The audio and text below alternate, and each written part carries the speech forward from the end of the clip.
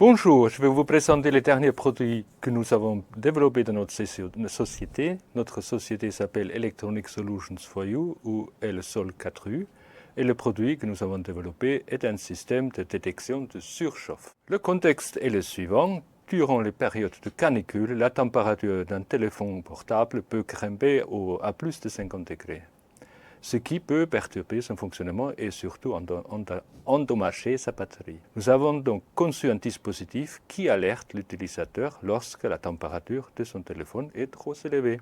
Pour réaliser ce dispositif, nous avons établi le cahier de charges suivant. Ce dispositif doit avertir l'utilisateur lorsque la température dépasse un certain seuil.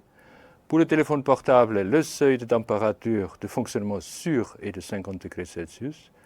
Le mécanisme d'alerte doit être un indicateur visuel, c'est-à-dire une lumière LED.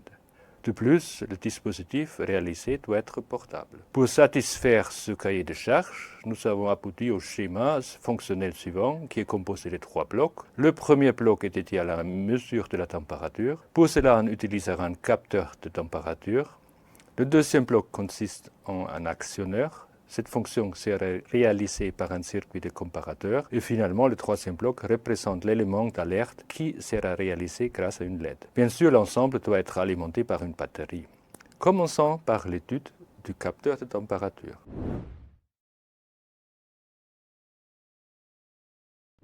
Pour mesurer la température, nous allons utiliser le capteur TMP37. Pourquoi ce capteur? C'est un capteur qui fonctionne très bien, il possède une grande précision et son alimentation ne nécessite qu'une basse tension. Il fournit une tension de sortie proportionnelle à la température.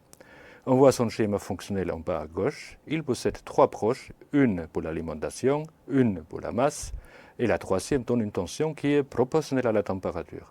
En effet, on peut observer en bas à droite la caractéristique tension-température du capteur. À chaque température correspond une tension et son comportement est fortement linéaire. Sur cette feuille à gauche, on voit les schémas fonctionnels, puis au milieu la configuration des broches, ainsi qu'à droite la photo du capteur. On peut alors aisément attribuer à chaque broche son branchement correct. La broche 1 est connectée à l'alimentation VCC, l'approche 2 est la tension de sortie qui est proportionnelle à la température mesurée et finalement l'approche 3 doit être connectée à la masse. Nous allons tester le capteur de température. Pour cela, nous allons le mettre sur la plaque DC.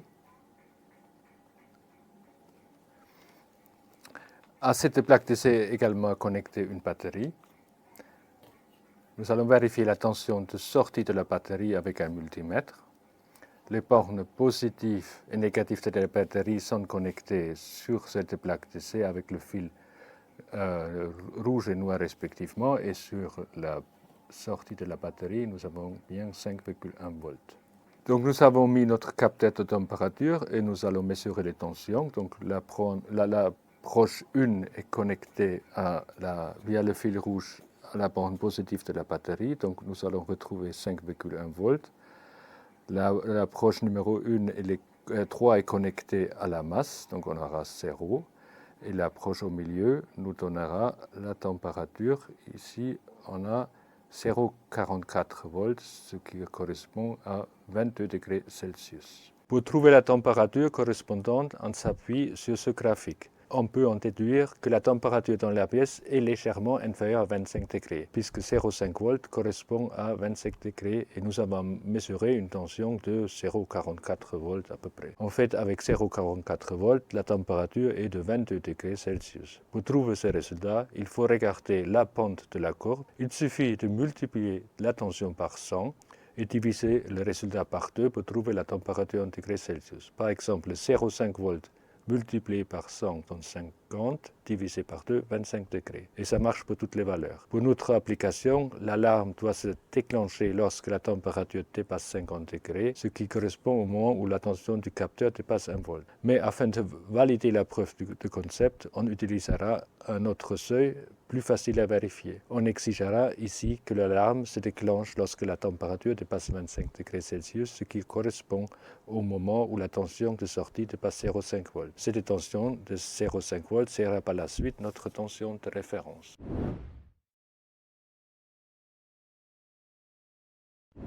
Pour générer cette tension de référence VRF, on mettra en œuvre un circuit appelé diviseur de tension.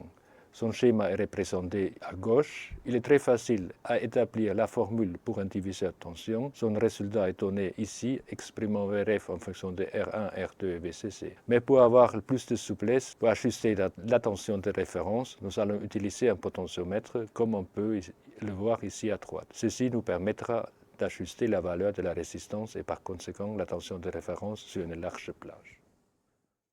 Nous allons vérifier comment régler la tension de référence. Sur la plaque DC, nous avons branché le potentiomètre en série avec une résistance. Cette résistance est connectée via le fil rouge à la tension VCC, à la bande positive de la batterie.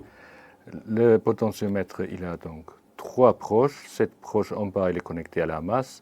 La broche haut est connectée à cette résistance R et la broche au milieu permet de régler la valeur de la tension. Je le mettrai. J'allume la batterie. Nous avons donc ici vérifié les tensions de la batterie 5 volts et nous allons vérifier la tension de référence qui est sur la broche numéro 2 et nous voyons que nous avons 0,5 volts. Avec le potentiomètre, ici, nous pouvons ajuster la tension très facilement jusqu'à 1 volt ou jusqu'à 0,5 volts. Donc ici, nous allons la régler à 0,5 volts.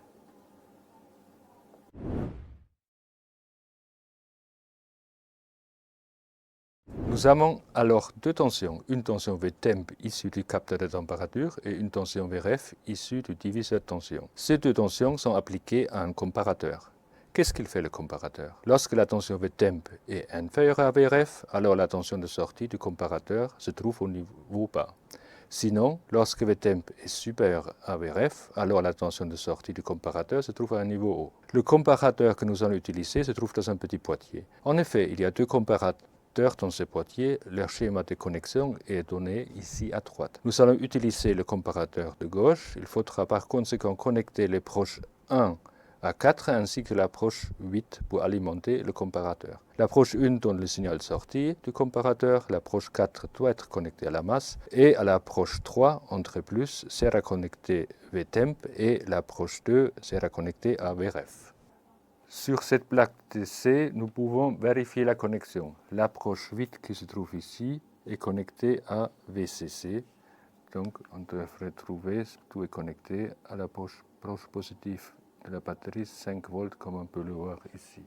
L'approche 4 qui est ici est connectée à la masse. L'approche 3 est connectée à la sortie du capteur de température et l'approche 2 est connectée à la référence de tension que nous avons générée avec le potentiomètre. L'approche 1 est la tension de sortie et elle est à 0 volts, ce qui est normal, puisque la tension de référence est supérieure à la tension issue du capteur de température.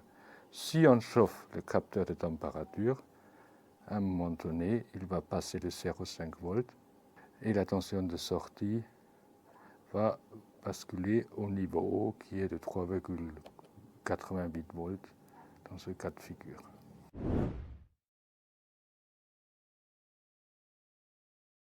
Par la suite, pour donner l'alarme, nous souhaitons qu'une LED s'allume lorsque la sortie du comparateur bascule au niveau haut. Il faudra alors connecter à la sortie du comparateur une LED en série avec une résistance comme on peut le voir ici à droite. La résistance sert à limiter le courant qui traverse la LED. La LED a le même fonctionnement qu'une diode classique, c'est-à-dire il y a deux broches, l'une s'appelle anode, elle est connectée au potentiel positif par rapport à la deuxième broche qui s'appelle cathode. Le courant passe seulement dans un sens, c'est-à-dire de l'anode vers la cathode. Lorsqu'il y a un passage de courant dans une LED, la LED s'allume. Pour distinguer l'anode de la cathode sur une LED, l'approche de l'anode est un peu plus longue que l'approche de la cathode. Pour terminer, voici le schéma complet. Pour la mesure de la température, nous avons utilisé le capteur TMP37. Pour générer une tension de référence, nous avons mis en œuvre un diviseur de tension. Pour détecter le moment quand la tension issue du capteur de température dépasse la tension de référence, nous avons utilisé un comparateur. Et finalement, comme dispositif d'alerte, nous allons connecter à la sortie du comparateur une LED en série avec une résistance. Nous voyons qu'il y a déjà une résistance connectée à la proche 1 à la sortie de l'amplificateur. Nous allons ajouter une LED entre la deuxième proche de la sortie et la masse. Pour l'instant, la température est de moins de 25 degrés puisque la LED n'est pas allumée. Mais si on chauffe le capteur à un moment donné, la température va augmenter et il va passer les 25 degrés et donc la LED, elle s'allume. On peut également mettre le capteur sur le téléphone portable et on voit que la température est supérieure à 25 degrés. Par contre, si on règle la tension de référence, au lieu que ce soit 25 degrés à 50 degrés, c'est-à-dire il faudra avoir une tension de référence de 1 volt. Donc à partir de 1 volt, il va détecter une température supérieure à 50 degrés. On va vérifier si le portable est supérieur à 50 degrés. On voit que la LED reste éteinte, c'est-à-dire la température du portable est bien inférieure à 50 degrés, donc on peut l'utiliser en toute sécurité.